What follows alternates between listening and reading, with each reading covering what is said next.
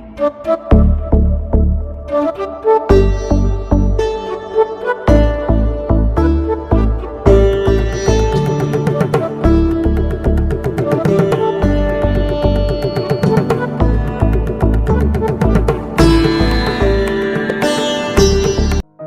जातकम के इस दूसरे पाठ में आपका बहुत हार्दिक स्वागत और अभिनंदन है।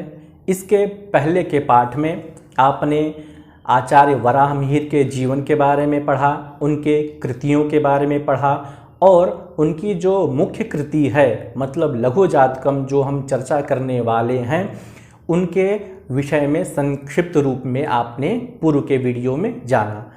इस वीडियो में चूँकि यह दूसरा पाठ है तो इस वीडियो में जो राशि प्रभेदाध्याय जो प्रथम अध्याय है लघु जातकम के 16 अध्यायों में से एक प्रमुख अध्याय है, इस अध्याय के विषय वस्तु के बारे में हम आगे चर्चा करेंगे। और इस वीडियो में जो ग्रंथ का जो मंगलाचरण है उसके विषय में चर्चा करेंगे और इससे अग्रिम वाले वीडियो में मतलब उत्तरार्ध के वीडियो में इस ग्रंथ का क्या प्रयोजन है उसके विषय में हम चर्चा करेंगे। तो आइए प्रारंभ करते हैं मंगलाचरण से। जैसा कि आपने पूर्व के वीडियो में जाना कि आचार्य वराह मिहिर जो भगवान सूर्य के उपासक थे, कपित्थ नामक ग्राम में उज्जैनी में उनका जन्म हुआ था और भगवान सूर्य की आराधना से और अपने पिता के आशीर्वाद से इन्होंने ज्योतिष शास्त्र का ज्ञान प्राप्त किया। तो उसी परंपरा का अनुसरण करते हुए इन्होंने मंगलाचरण में अपने भगवान सूर्य की इन्होंने वंदना की है नमस्कारात्मक रूप में और वस्तु निर्देशात्मक रूप में। यह नमस्कारात्मक या वस्तु निर्देशात्मक क्या है तो शास्त्रकारों ने बताया है कि जब भी हम कोई शुभ काम प्रारंभ करते हैं, ग्रंथ का लेखन करते हैं या व्यवहार में भी आप देखे होंगे कोई सा भी हम शुभ काम करते हैं तो भगवान का स्मरण करते हैं। क्यों करते हैं? हमारा यह विश्वास है और सनातनीय परंपरा भी है कि ऐसा करने से संबंधित विषय वस्तु में जो कुछ भी विघ्न उपस्थित होने वाला है वह भगवान के आशीर्वाद से दूर हो जाता है। तो उसी को हम कहते हैं मंगलाचरण, मतलब मंगल का आचरण करना ही मंगलाचरण कहलाता है। यह अपने अपने इच्छा के अनुसार होता है, मतलब हमारे जो भी इष्ट देवता हैं उनकी हम मंगलाचरण करें या संबंधित विषय के जो देवता हैं उनकी हम मंगलाचरण करें। जैसे कोई ग्रंथ लिखते हैं तो उसकी अधिष्ठात्री देवी सरस्वती होती हैं तो उनकी भी हम वंदना कर सकते हैं। मतलब अपने इष्ट का संस्मरण हम करते हैं मंगलाचरण में।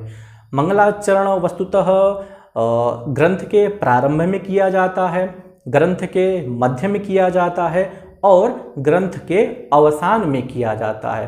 प्रायः सभी ग्रंथों में ग्रंथ के प्रारंभ में मंगलाचरण तो किया जाता है ही, लेकिन क्वचित ही ग्रंथ के मध्य में या फिर ग्रंथ के अवसान में वैसा दिखाई देता है, लेकिन आद्य में तो निश्चित रूप से मंगलाचरण दिखाई देता है ही।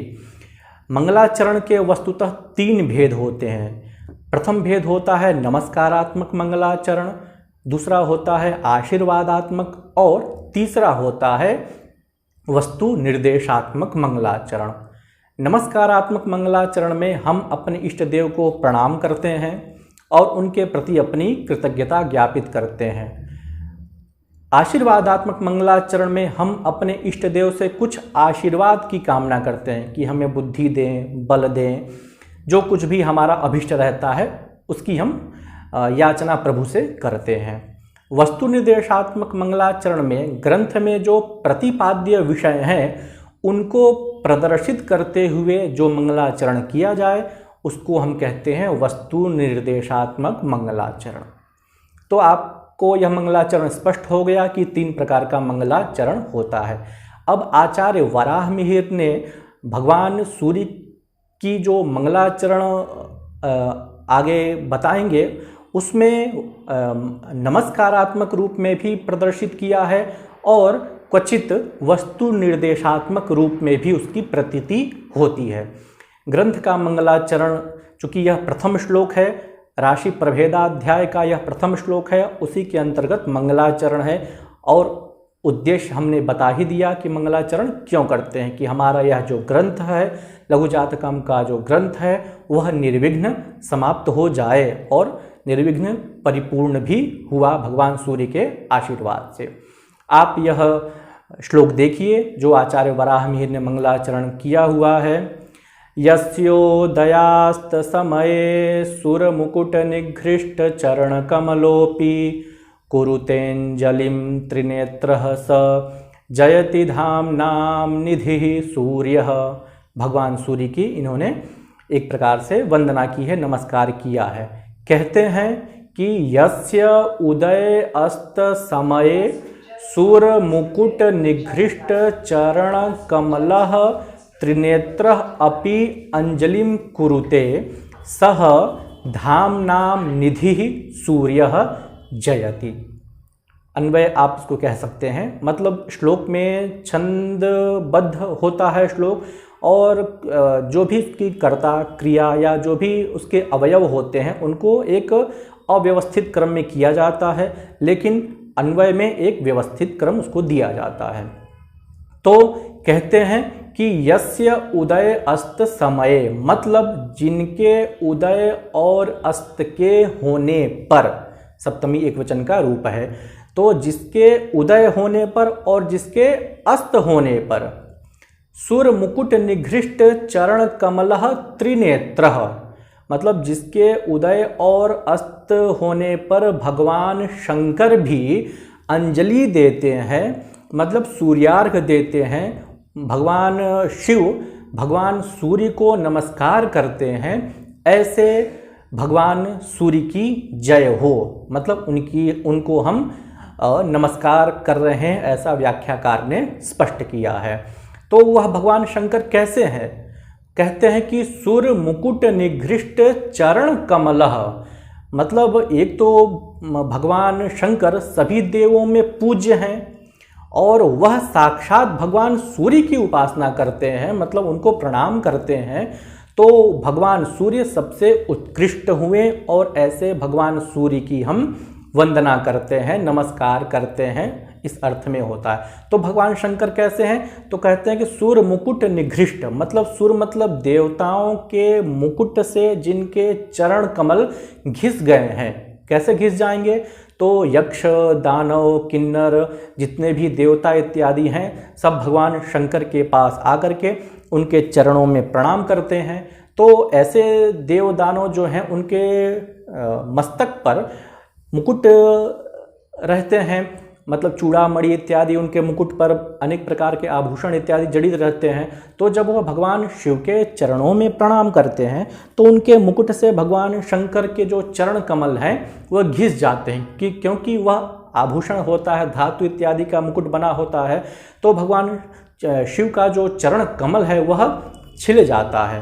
तो ऐसे भगवान शंकर भी जब साक्षात भगवान सूर्य की उपासना करते हैं, मतलब उनके उदय और अस्त होने पर उनको जलांजलि देते हैं, मतलब उनको सूर्यार्घ देते हैं, तो इसका अर्थ यही हुआ कि भगवान शिव जो भगवान सूर्य जो हैं वह सबसे बड़े हैं देवों में। क्योंकि जब भगवान शिव जो साक्षात ऐसे हैं जिनको सभी देव आकर के वंदना करते हैं, नमस्कार करते हैं, और वह भी प्रातःकाल और सायंकाल में जाकर भगवान सूर्य को प्रणाम करते हैं, तो उसका अर्थ यही है कि वह भगवान सूर्य सभी देवों में श्रेष्ठ है।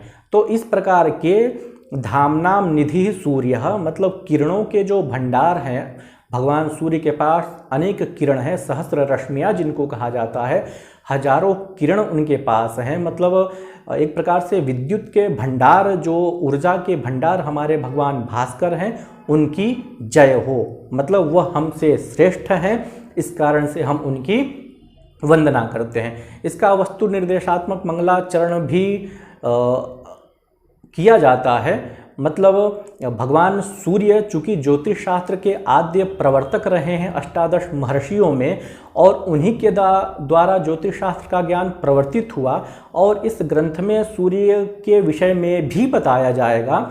तो इस दृष्टिकोण से यह ग्रंथ, मतलब यह श्लोक जो है वस्तु निर्देशात्मक मंगलाचरण की ओर भी संकेतित करता है। तो मुख्य रूप से नमस्कारात्मक मंगलाचरण तो इसमें है ही, और कदाचित वस्तु निर्देशात्मक मंगलाचरण भी है। भगवान सूर्य की आचार्य वराह मिहिर ने वंदना की है, उनको नमस्कार किया है और उनसे एक प्रकार से कामना की है कि हमारा जो यह ग्रंथ है लघु जातकम जो मैं लिखने वाला हूँ वह निर्विघ्न रूप से पूर्ण हो सके, संपन्न हो सके, इसमें किसी भी प्रकार का कोई व्यवधान उत्पन्न न हो। लघु जातकम वस्तुतः इसका कोई वास्तविक नाम नहीं है, जैसा पिछले के वीडियो में बताया गया है। संक्षेप जातकम आप कह सकते हैं, सार जातकम कह सकते हैं, स्वल्प जातकम कह सकते हैं, कुछ भी आप इसको नाम दे सकते हैं जो उसके समानार्थक हैं। तो अपनी परंपरा के अनुसार भगवान भास्कर की उपासना आचार्य वराह मिहिर ने इस श्लोक के माध्यम से की है। मुख्य रूप से इसमें भगवान भास्कर की ही उपासना की गई है, भगवान शिव के द्वारा। और भगवान शिव जो हैं साक्षात भगवान सूर्य की उपासना करते हैं, तो स्वाभाविक बात है कि हमें भी उनका आश्रयण करना चाहिए, हमें भी उनकी उपासना करनी चाहिए। यह हुआ मंगलाचरण का भावार्थ। इसके आगे वाले वीडियो में आपको बताया जाएगा कि ग्रंथ का प्रयोजन क्या